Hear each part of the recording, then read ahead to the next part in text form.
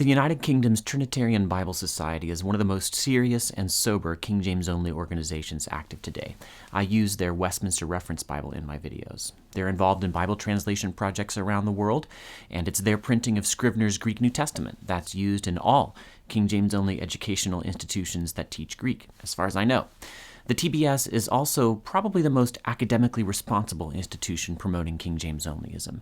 Compared to a not insignificant number of especially American defenders of the King James, their rhetoric is toned down by a sincere piety and, I think, a British sense of decorum and reserve. My interactions with them have shown them to be unfailingly polite and gracious. Recently, TBS published an article that was actually written shortly before the release of my book, Authorized: The Use and Misuse of the King James Bible. In it, they answer 5 questions about the Authorized King James Version. And it seems the logic behind my book has been gaining momentum since before it came out. I am riding a wave along with some unexpected fellow surfers. The questions that TBS answers from their own constituency focus largely on the readability of the King James and the possibility of a King James revision. In some cases, these are precisely the same questions I raised and pressed in my book, Authorized: The Use and Misuse of the King James Bible. Here's what I observe after reading the piece in the TBS publication. King James-only people are asking the same questions about King James readability that I am. And if, as I've argued, the best measure of readability is readers, this TBS article's mere existence is a powerful argument against its King James-only viewpoint. The people most sympathetic to their mission, their subscribers and supporters, are raising questions about King James readability. We'll take a look at some of the questions King James-only people are asking, then I will evaluate TBS's answers. Number 1, why update other translations and not the King James? This is what they say. The Society is engaged in revising Bibles in several languages, such as the French, Chinese, and Bulgarian, but does not seem to see a need to revise the Authorized King James Version. How can she, that is TBS, claim that the Authorized Version needs no revision, while other versions, dating from roughly the same time period, do need revision or retranslation? And here, TBS answers with 2 major arguments. First, they say that these other languages have changed far more than English has, in part due to the influence of language academies, which English does not have. Now, this feels backwards to me. Language academies are inherently conservative, I usually hear, but it's a minor point. TBS, however, establishes a principle. Languages do change sufficiently that traditional Bible translations may need to be updated. I can't speak intelligently about the level of change in Bulgarian and French as compared to English. I wonder how many of my friends can, so TBS may be right here. I can speak and read Spanish fairly well, and I'm skeptical that they are right when it comes to Spanish, which has a language academy. I've read some pretty old Spanish, and the distance between it and current Spanish seems roughly similar to that between Elizabethan and contemporary English. But I'm not willing to chase down an official answer to that question right now, I admit. Again, the Trinitarian Bible Society might be onto something. I think they're also onto something in their second argument, though I ultimately disagree with where they take it. This is what they say. There is no consensus among the English-speaking churches today as there was in the days of King James I of England when everyone engaged in preparing the Authorized Version, even with the involvement of both Puritans and High Churchmen, operated within the Anglican Church and under the authority of the king. Today, English Christianity is massively fractured and fragmented, and it would be an almost impossible task to gather together a strong team of sufficiently qualified men who would hold the widespread respect and support of English Christendom. I think TBS is really right on an important point, not so right on a less important one, and simply and clearly wrong on the key but implicit point. TBS is right that there's no way English-speaking Christianity could come together to produce a universally accepted Bible translation. I think that's what they mean here. This will never happen again, under any future I could possibly imagine. TBS is not so right that it used to be so united. It was only an accident of history, and yes, surely a plan of providence, that English was spoken at the time mainly in one locale, and that locale had a powerful monarchy ruling the church. Even the Crown couldn't keep other English Bibles from coming into existence. It did not sponsor the Geneva Bible, famously, but it had the power necessary to make the King James the one ring to rule them all, even when Puritans and other Anglicans were not united. Such power no longer exists. Multiple nations speak English, from the US to the UK to Kenya to Singapore to Australia. If we have to wait for a day when English-speaking Christians will be able to unify behind a new Bible translation, we will be using the King James Version until it is as unintelligible as Beowulf. And if the history of the Vulgate is any indication, the Latin Bible, people might be using it long after that. I've been asking my brothers in TBS's world, at what point will our English have diverged far enough from Elizabethan English to justify a revision or replacement of the King James? I haven't gotten a clear answer. This is key for me. I believe that TBS is wrong to think that a revision is worth producing only if it can achieve wide acceptance as a successor to the authorized version. They complain that if they created a revision of the King James, even along very conservative lines, like retaining thee and thou, they say, that this would result only in fragmentation among our support base, as a disaffected and disappointed majority would either move to other versions or cling to the old standard edition of the AV. They observe, rightly I think, that, quote, a new revision of the AV by the Society would thus damage our work. And yet I say, a revision of the King James would still be a good thing. TBS is trusted by a lot of people in the King James-Only movement. That movement as a whole will never, ever be satisfied with a replacement of the King James. They have to know at TBS that there are people who cling to the old standard in a way that even TBS finds extreme. But a not insignificant number of people in the Trinitarian Bible Society constituency might still benefit from a revision sponsored by a TR-only organization they all respect. I would encourage TBS not to let the perfect 100% adoption of the King James revision be the enemy of the good 50% adoption. In fact, I'm prepared to help. I've laid out principles for a King James revision that will do the least to change the text and the most to make it as accessible as possible to modern readers. With the help of TBS, we might be able to build significant support for such a project. TBS says, in principle, the Society is not opposed to there being a revision of the AV. And I say, biblical principle, specifically 1 Corinthians 14's teaching that edification requires intelligibility, ought to guide us here, not likely success with one's constituency. TBS goes on to say that even if there proved to be a need for new English translation, there aren't any English-speaking scholars godly and educated enough to produce it. I hear this objection often enough that it deserves its own video at a later date. So many rabbits, so many trails. Thankfully, the internet is infinite. I shall shoot another video. Here's the second question the TBS article raises and answers. If it's okay to put modern words in the margins, why not in the text? The margins in the Westminster Reference Bible, says TBS, include contemporary terms for archaic words, leasing, kind, prevent, as well as definitions for theological terms such as propitiation. Would a light revision that replaces the archaic terms with contemporary terms not be in order? Indeed, this seems like an eminently reasonable question.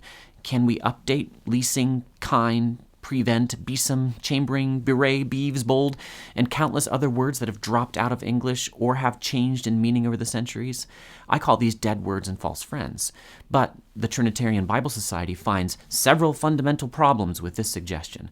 I will interact with them one by one, except for the last, which is a restatement of the previous point about splintering their support base. The first problem TBS finds is, how do you know what counts as archaic? They write, determining exactly which words and terms are archaic and which are not is difficult. Yes, some judgment is involved. Editors will differ. But once again, we must not let the perfect be the enemy of the good. This is a common problem in the King James-only movement because they tend to treat the King James precisely as perfect. Therefore, nothing could possibly replace it because it is perfect. But there are objective means available for doing revision work on archaic words. And I'm chagrined to have to say that I've never seen any defenders of the King James who have shown awareness of these means or the linguistic concepts underlying them. And yet, anyone with an internet connection can check a linguistic corpus like the freely available Now corpus, News on the Web, to see how English words get used today around the world. You can also use the Oxford English Dictionary, a tool I use online many times each week to check to see what a given King James word meant in 1611. I have worked very, very hard to hone my abilities in this area, and I offer them humbly to TBS for their use. I will help them identify all the archaic words and constructions and punctuation conventions. Words are one of many features of language that change over time. The second problem TBS finds with the idea of updating archaic words is that updates would be clumsy compared to the King James. They write, quote, "There are not always precise equivalents in contemporary English for archaic words. A text which requires several contemporary words to replace an older term would be clumsy and awkward, detracting from the succinct beauty of the AV." Succinct beauty is a genuine value, one I'd like to retain if at all possible. But when the two values of beauty and understanding conflict, isn't understanding even more important? Is God incapable of speaking contemporary English, our English?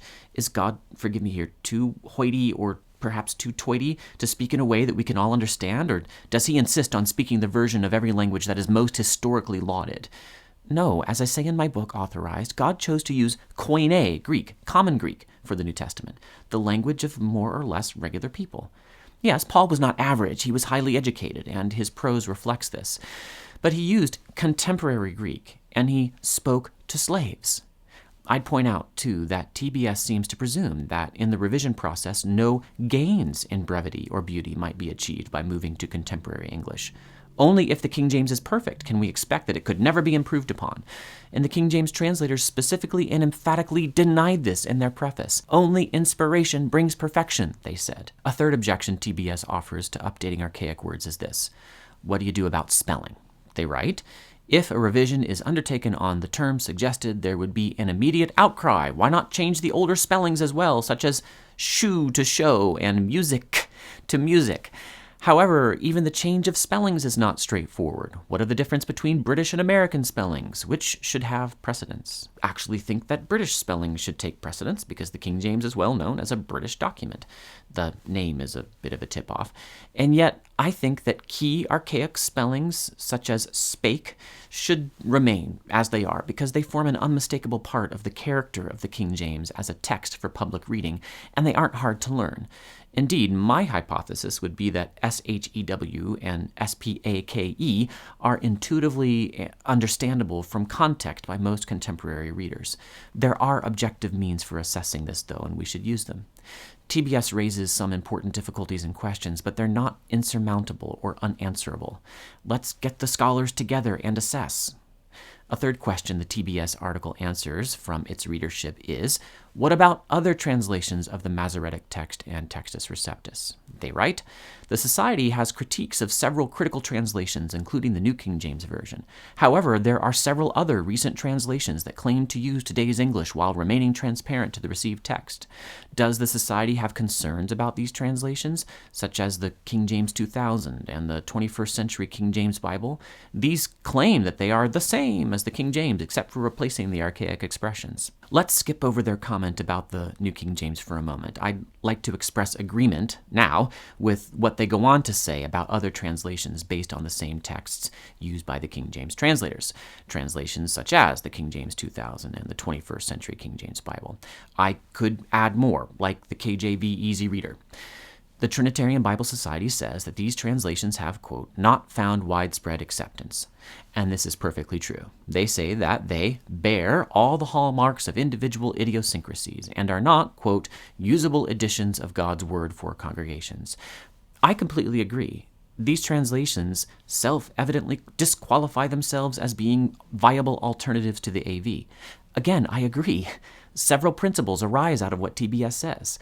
Bible translations ought to come from committees, so they smooth over individual idiosyncrasies and so that they can promise some level of acceptance among Christians.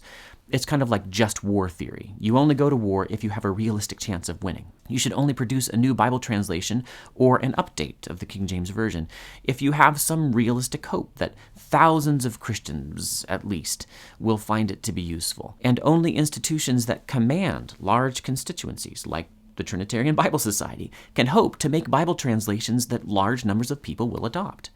That's because very few people can, and even fewer people do, sit down to do the hard work of evaluating whole Bible translations with any degree of completeness. Sufficient sampling, one could say. Everyone else does what we all must do with so many things. We trust authorities. Institutions collect trusted authorities, and they therefore become stewards of people's trust. If we ever get a new King James Version, that's what will need to happen. Respected institutions like TBS will have to work together. But wait, We have all of that, and we've had it for almost 40 years. We need to talk about the New King James Version. The New King James Version is not idiosyncratic. It was put together by a solid committee, and it has achieved a wide level of acceptance. It just hasn't been accepted in TR-only circles, such as that inhabited by the Trinitarian Bible Society. And why? In part because of a culpable falsehood that TBS repeats in this article, one I've heard repeatedly on the lips of my King James-only brothers over time. I really hate being this direct. I feel a lot of affinity for the conservative Christians at TBS. But what else can I do but point out that they call the New King James Version a critical translation? What they mean, as best I can tell, is that it, like the ESV and the NASB and the NIV and nearly all major modern English Bible translations, the New King James uses the critical text of the New Testament. And that is simply not true. The New King James translates the same text used by the King James translators. That was its whole point. As I never tire of repeating, I'm not saying my brothers in Christ at TBS have told a lie. I'm not saying that they have self-consciously said something they knew to be false. I'm saying that they ought, in the moral, culpable sense of ought, to know better than to say what they did. The New King James preface clearly states that the New King James is not a critical translation.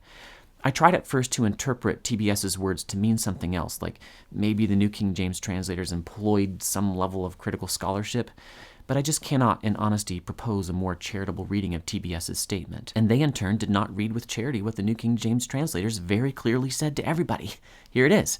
Because the New King James Version is the 5th revision of a historic document translated from specific Greek texts, the editors decided to retain the traditional text in the body of the New Testament and to indicate major critical and majority text variant readings in the pop-up notes. King James-only Christians have commonly objected to those marginal notes, the pop-up notes they're called there, but the King James translators did basically the same thing. The New King James is not a critical translation. I find myself disheartened. I love the King James Version, I truly do. It will never leave my heart till the day I die. I wrote a whole chapter in my book in which I lament the good things we've all lost as the King James has lost its role as the common standard among English-speaking Christians. But, dear brothers and sisters at TBS, if I may address you directly, your own constituency is telling you through its questions that it is concerned about the readability of the 400-plus-year-old Bible translation on which you have staked your existence. Their children don't understand, and you hath he quickened. They don't understand, with all thy getting get wisdom. They stumble over countless other minor and some major readability difficulties that are not at all the fault of the King James translators, nor the fault of poor English education in our day, but solely the fault of the inevitable process of language change. If, in principle, you are open to a revision of the AV based on the same original language texts, if, in principle, your real and ultimate concern is to preserve the Greek Textus Receptus and Hebrew Masoretic text, then the New King James ought to satisfy you. The fact that it doesn't, that it hasn't for 40 years, that after 40 years since its release you still repeat a common falsehood about it, all suggest that you're not open in principle to a revision of the AV. I call on you to be truly open, and indeed to help me put together a coalition of King James lovers with the necessary knowledge of Hebrew, Greek, Elizabethan English, and contemporary English to produce a careful, minimalist revision of the King James. I am such an one. I have friends who are. 1 Corinthians 14 says that edification requires intelligibility. Tyndale's work for the Plowboy was not a one and done. The King James translators did their work for the very vulgar, and those common people still need our help.